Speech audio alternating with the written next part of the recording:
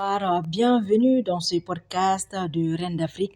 Ce soir, nous avons l'immense plaisir de nous entretenir avec Fatouma Arber, activiste, blogueuse, voilà, venant du Mali et de Tombouctou précisément, une ville voilà, qu'elle chérit entièrement, que j'ai eu l'occasion de croiser. Bonsoir Fatouma. Bonsoir Awa, comment tu vas? Voilà, présentez-vous. Je sais que vous êtes multicasquette, machallah. Donc, en quelques mots, Fatima Arber. Oui, Fatouma Harber est une web activiste qui est venue d'Internet, il faut le dire, c'est parce que c'est grâce à Internet que je suis aujourd'hui une voix qui est connue.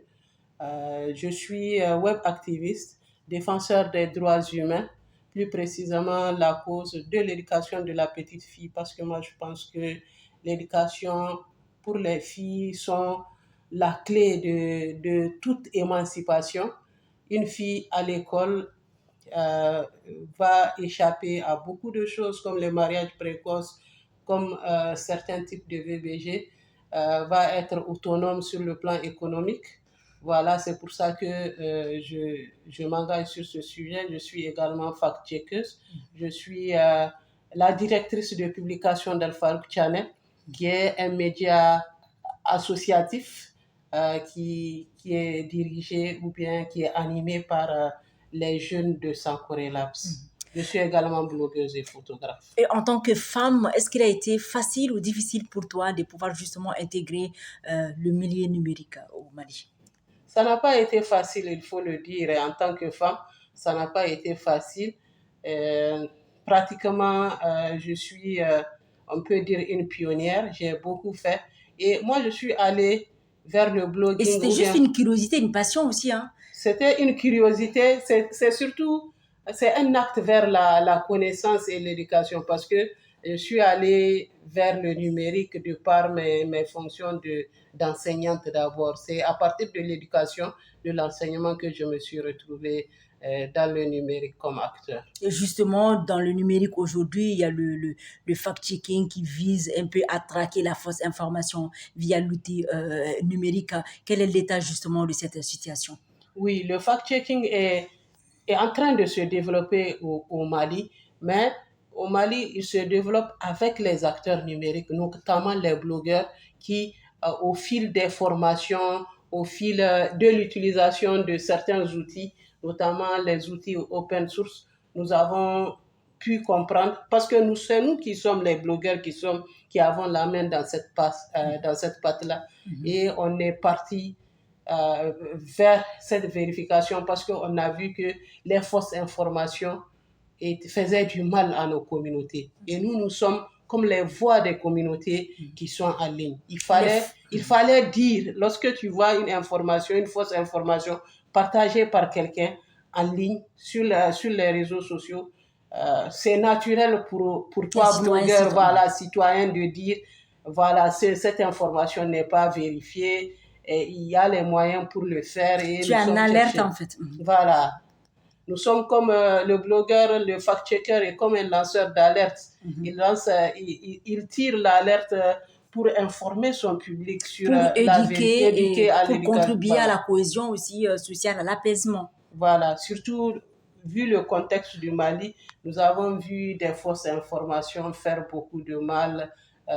Pourquoi pas créer même des conflits ou bien des oppositions dans certaines communautés. Donc, il fallait être là pour rétablir la vérité, pour la paix. La bonne information. Oui. Voilà. Et justement, quelle est la place des femmes dans ce milieu presque d'hommes aussi, où les femmes aussi tiennent toujours à maintenir leur place? Bon, dans le fact-checking. Même dans le fact-checking, je peux dire que je suis une pionnière. En tant que femme, je suis pratiquement la première à vouloir vérifier l'information.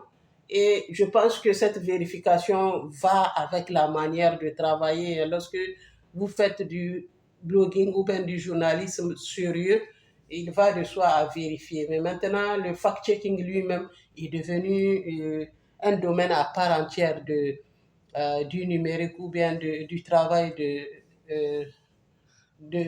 d'information. Et pour les femmes, ce n'est pas facile parce que les femmes sont toujours minoritaires dans ces domaines d'action-là. J'étais la première blogueuse. J'ai beaucoup fait pour qu'il y ait beaucoup plus de blogueuses variées, avec beaucoup de formations, beaucoup de partage d'expérience. Et pour le fact-checking aussi, c'est le cas. Nous formons beaucoup, et surtout les filles, notamment par exemple, avec le projet FOCABEN de Search for Common Ground, financé par le euh, Peace Fund, euh, Peace Building Fund, voilà, j'y suis. Nous avons formé beaucoup de femmes. Moi, personnellement, j'étais formatrice sur ce projet-là.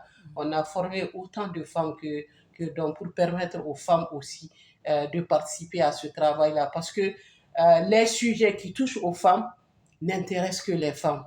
Et les hommes ils ont tendance à éliminer les sujets, à checker les sujets qui touchent aux gens, les sujets qui touchent aux femmes, les chiffres qui touchent à l'éducation des filles ou bien... Et il fallait que les femmes s'imposent. Il faut que les femmes aussi viennent, s'imposent pour... Vous renforcer. Pour permettre qu'on check aussi ce qui touche aux femmes, vous voyez.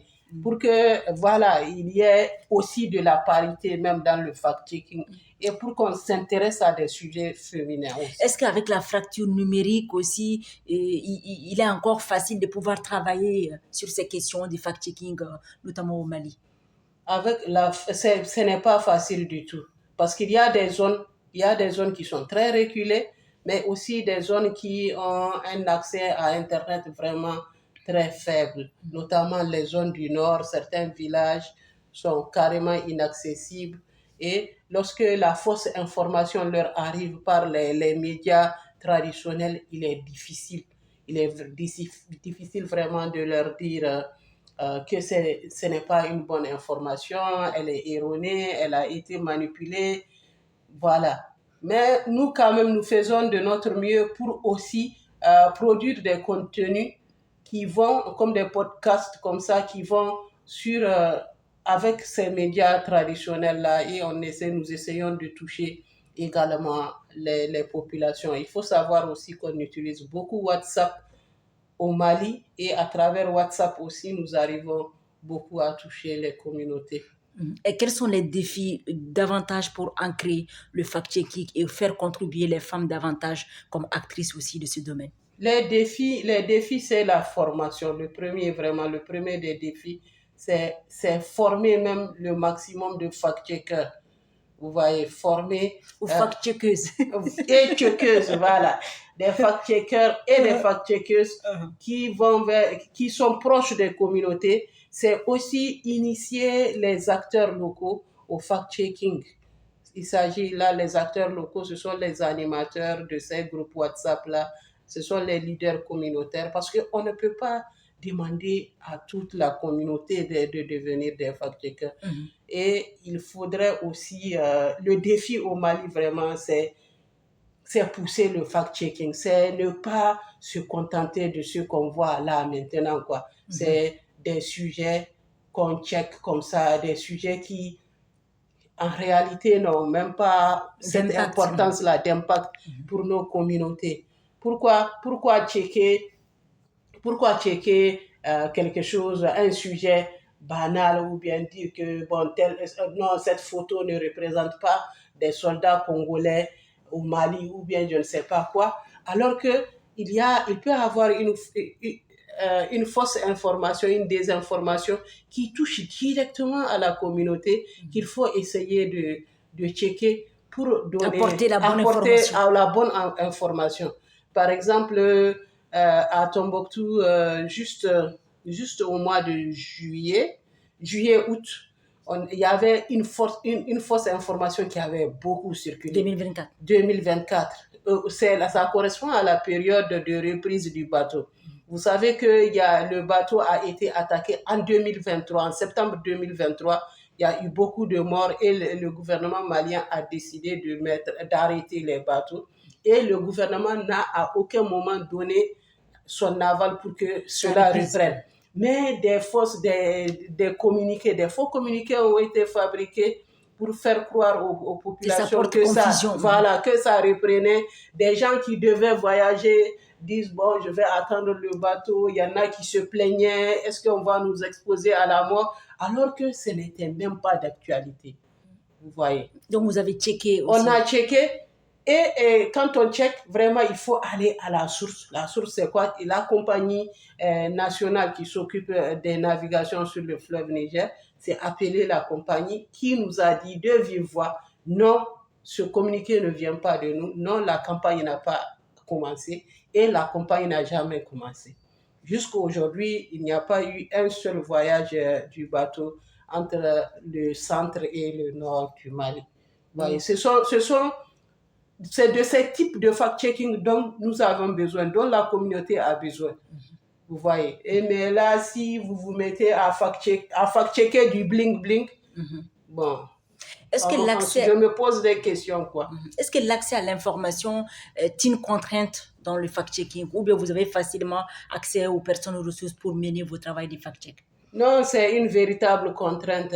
Il y a certains domaines où vous pouvez carrément abandonner votre sujet parce que vous n'avez pas pu toucher une source primaire pour vérifier votre information. Parfois aussi, les sources se veulent anonymes, surtout dans le contexte du Mali où il y a l'insécurité, nous sommes dans une transition militaire, tout le monde a peur. Donc, vous demandez une information à une personne, elle vous la donne, mais elle vous dit, bon, c'est sous anonymat. Dans le fact-checking, on ne peut pas se permettre de l'anonymat. Toutes les sources doivent être citées pour vraiment donner de la crédibilité à votre vérification. Voilà, nous étions avec Fatima Arber, activiste, blogueuse, fact-checking, voilà, du Mali, qui nous a parlé un peu de l'apport des femmes justement dans ce domaine et des défis des fact-checkers par rapport à l'accès à l'information. Merci Fatouma. Je t'en prie, Awa.